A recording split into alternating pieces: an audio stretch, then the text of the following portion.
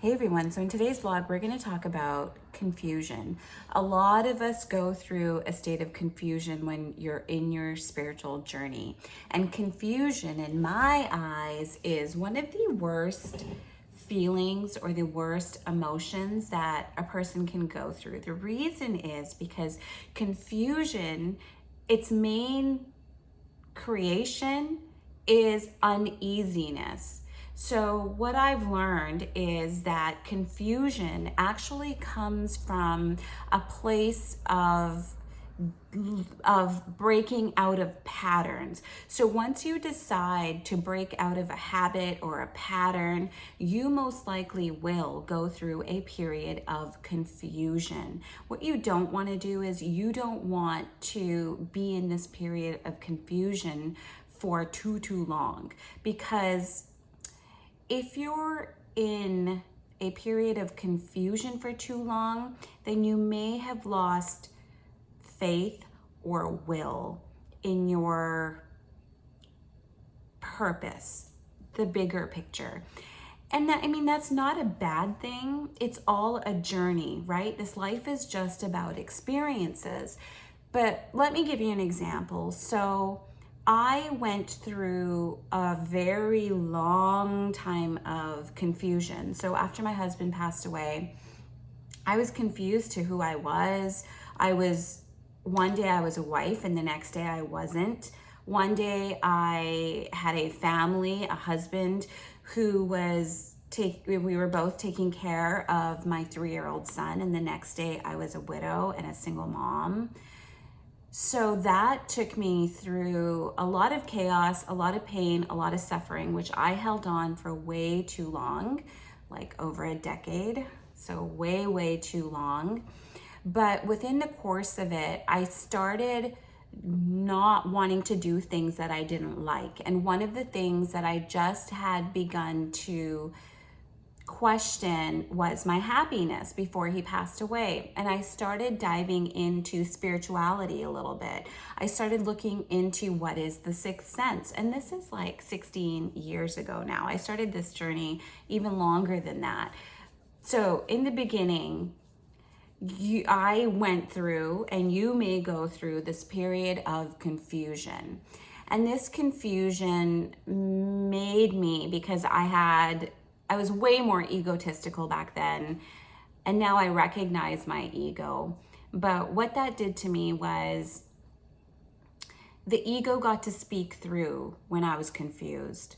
So one of my first businesses that I started because I was not happy at my current job as a nursing instructor, a faculty at a college, university near me. I was just really unhappy there. So, and I've always had this entrepreneurial tug. Therefore, I started these businesses, but they were all started from the ego. They were started because I was running away. I was running away from where I thought I was unhappy, and I thought this other busyness, because entrepreneurship creates busyness, I thought that would make me happy.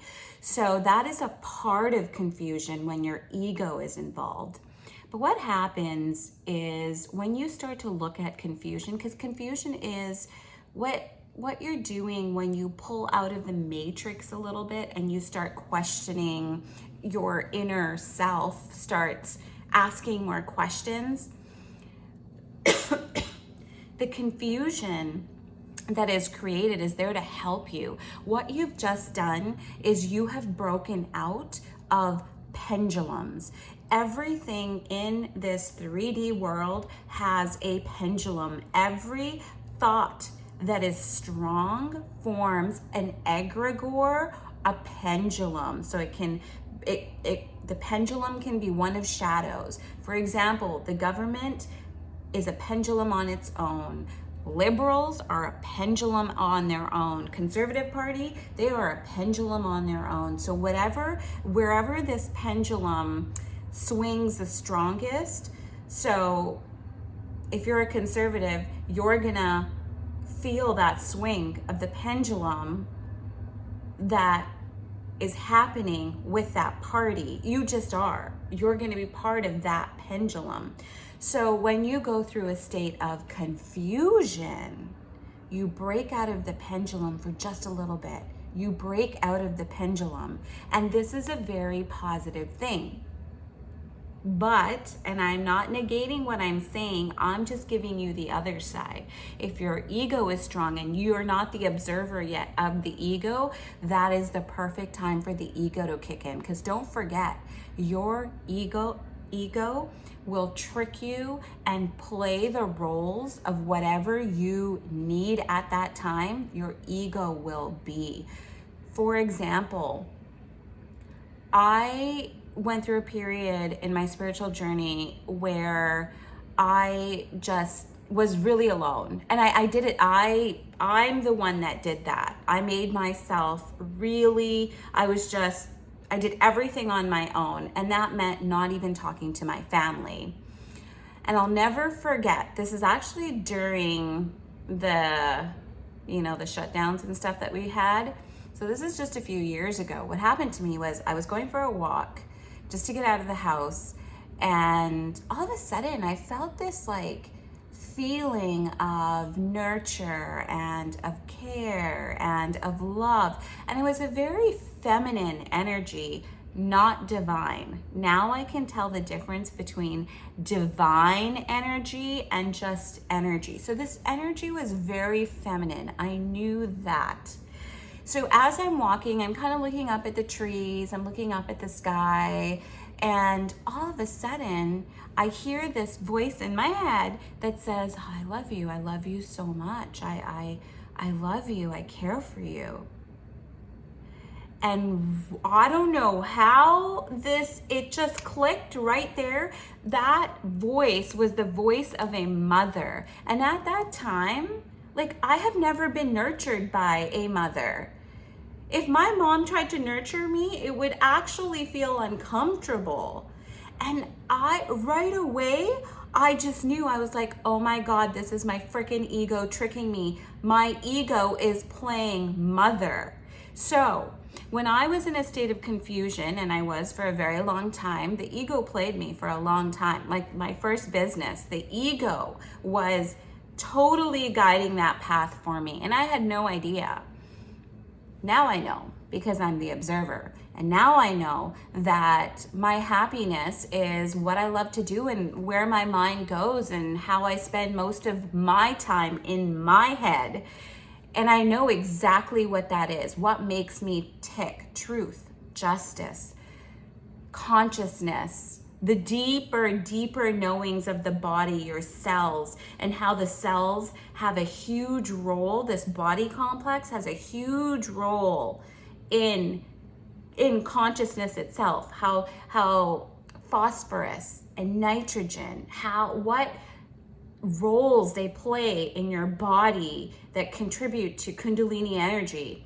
These are the kinds of things, the deep questions. For me, these are deep questions. These are the things that really make me tick.